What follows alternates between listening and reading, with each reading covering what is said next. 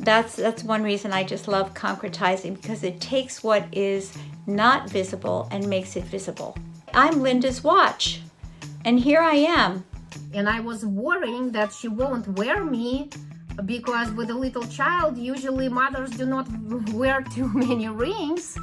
Choose a card that represents a strength that they want. Hello, welcome to channel on Action Explorations. Our topic today is concretizing to warm people up. Part 1. And my guest today is L.Ciotola. Hello, Linda. I'm happy to be here. This is one of my favorite topics because it's so much fun. New online educational project alert. If you learn psychodrama and you like to learn it online with pre-recorded videos format, please check actionexplorations.education in December 2020. At that moment, there will be the first programs. Please see the detailed information in the announcement at the end of this video.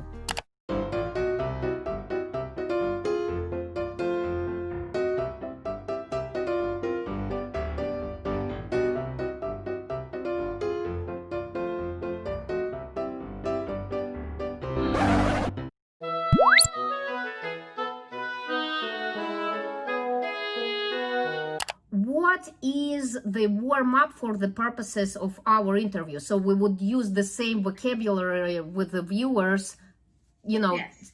so we clearly understand what it is. Mm-hmm. So warm-ups lead us into action. And Moreno, who was the founder of psychodrama, he taught us that we learn in action. And because we learn in action, sometimes we learn roles that help us, but sometimes we learn roles that later in life do not help us. So we need to redo, we need to undo old roles and redo and learn new roles. And that can only be done in action. And action requires warm-up. So for example, for athletes, let's take them as an example. Athletes don't just leap into their sport, from being cold, in a cold room, and just all of a sudden, they're warming up, or they're, running cross country or something. They need some warm up. And it's the same for us in terms of our emotional warm up. We need to have a warm up to come to our state of spontaneity and creativity, which is, as Moreno defined it, we need spontaneity and creativity, which means we have to learn how to find a new solution to an old problem, or an adequate solution to a new problem. And so our warm-up brings us to spontaneity and creativity, and that's how we develop roles that help us to solve problems, whether they're interpersonal or intrapsychic, but it's all required. When we were setting this interview, when you showed me a couple of warm-ups, I was thinking, wow, Linda is a queen of warm-ups, and I'm very happy because, guys, it's an amazing opportunity right now to learn from Linda about. Well, thank you. It's really fun for me to do this. It's one of the most enjoyable things that I do with my trainees, because everybody usually has a good time doing it. They come into what I call their playful child role, which is very spontaneous and creative. And so their creativity gets warmed up, and then they start thinking of millions of ways to do warm-ups and by concretizing, and new ways. And then I learn from them and they learn from me. So it's all good. Yeah. Wow. So it's all good. So one of the things that I love to teach them is a metaphor that I use about playing chess. Unless you are like a world-class mastermind chess player, it's very difficult to just play chess in your head, right? So we need to have a chessboard and the pieces. Yes. And so it's the same when we are trying to, solve a problem, whether that's a problem with another person or an intrapsychic problem. We need to be able to literally put our hands on things that concretize or represent either a strength that we have, or an obstacle that's in our way, so that we can actually then learn to move those things physically, and then we are moving them internally at the same time. So that's one reason I just love concretizing, because it takes what is not visible and makes it visible. Yeah. So one of my favorite warm-ups that I love to do in my training groups, and sometimes in my personal growth groups as well, is to just have people choose an object that they happen to have on their person. So for example, I might say, I'm Linda's watch, and here I am. I'm Linda's watch, and she wears me every single day because she likes to be on time. She doesn't like to be late. And I have a long history with Linda because I did not originally belong to her. I originally was a gift given to her daughter, about, 18, 20 years ago maybe, when she graduated high school, and her daughter didn't like me, but Linda loves me. And she wears me every day, and I've been with her many exciting places. I've visited different countries. I've been to her training groups. I have been on walks with her. And so I have a lot because I can hear and see everything. I'm kind of like a witness to her life. So as her watch, you can ask me a question and I have her permission to answer. Would you like to ask me a question? Yes, I would like to ask you a question. Okay, I'm here. So tell me please, what was happening with Linda 5 years ago? So 5 years ago, Linda had already become a grandmother for 3 times. And that, I notice, is her very favorite role. And 5 years ago, her grandchildren, of course, were 5 years younger than they are now. Now they are 12 and 9 and 8. So they were much younger 5 years ago.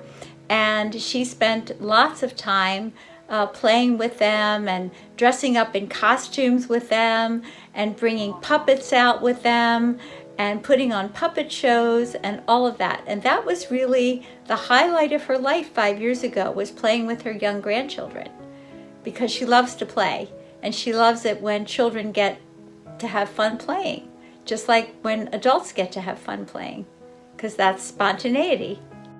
Yeah. Wow. Wow, that's amazing. So, anytime, you want, I'm sure she always has me with her unless she's sleeping. So anytime you want, I would be happy to come back and visit and share more with you about Linda. And if you have an object, you can introduce, maybe tell me a little from your role of an object you have. Do you have an object on you that could tell us something about Anna? Yes, okay, this is the object, this is the ring. Yeah, I see, it's beautiful. So I'm Anna's ring, and I'm the ring, which consists of alligator and 2 like big flowers, like lily flowers. Yeah, how did you come to be with Anna? So I know her maybe about 2 years. How did you meet? She ordered me online, and I arrived, and she was very happy that I arrived. I feel like I'm young ring, and I have lots of energy. I don't know Anna very well, but at the same time, I know her as a very strong and creative personality. And I recently started to know her as a mother of a little child. And I was worrying that she won't wear me, because with a little child, usually mothers do not wear too many rings. But I'm very happy that she does these interviews and I can be on them. Absolutely.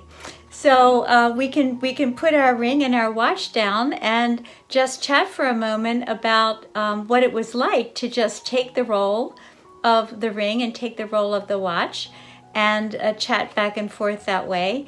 And just share a little bit about what was your experience like when you were in the role of your ring or when you were interviewing the watch. What was that like for you? I got access to my energy with this ring, and it feels for me that it was a big access to both types of energies, like both, I mean, masculine, which is for me, the alligator represents the masculine energy, and these flowers represent for me feminine energy. And it was very like strong and focused boost of these energies.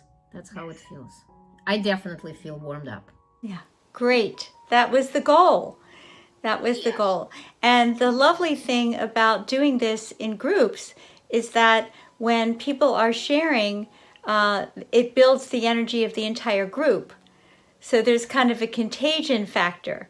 You know, the energy of the group keeps getting bigger as more and more people share from their object. And then the group is really warmed up to go. So that's a lovely thing. Oh, yeah. So I wanted to share about some props that I like to keep on hand. So I love to have hats and scarves. So all different kinds of scarves. I have baskets of scarves. Some have animals on them. Some are plain. You know, some are old, some are new. But they always can hold roles.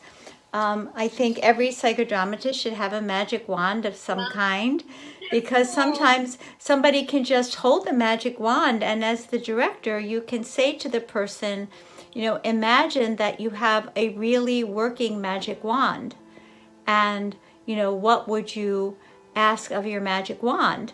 And then all of a sudden what you get happening is the setup for what we call in psychodrama a future projection. Meaning we get to set a whole scene about what it would be like for them to step in to that reality that the wand created. So that's a really fun thing to do. I also always have some kind of an old telephone with me because that's a good prop. Sometimes people like to call somebody psychodramatically on the phone, so I keep a phone there. And I also love, you can see I have lots and lots of props because I'm reaching so far. But I have a box of stones that just fell out that people can, you know, and sometimes they like to hold a stone as a way of concretizing an idea. That rock was just literally jumping in. It wanted to participate. It wanted to participate. It was like, I'm here to work. Let me play. Oh, yeah. And I have I have several hundred of these photo cards thanks to a dear friend of mine who's a landscape photographer. And I have all kinds of different nature photo cards, and they're plain on the back. And so I often have somebody choose a card that represents a strength that they want, or maybe they're observing ego, the part that can observe without judgment and with compassion. And then when the workshop is over, the session is over, they can write on the back their take-home message. So this one says the safety circle, and it has a number of animals who are keeping themselves safe by being in a circle. And so this would represent the circle of safety that we sometimes create in a group. We're using scarves as a circle of strengths, or sometimes furry auxiliaries like little stuffed animals.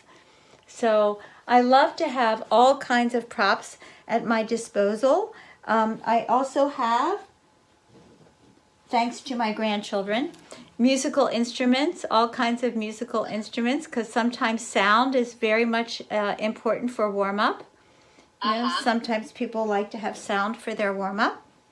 And blankets and pillows and dolls, you know, all kinds of things, because they tend to bring out the spontaneity in the individual and or the group.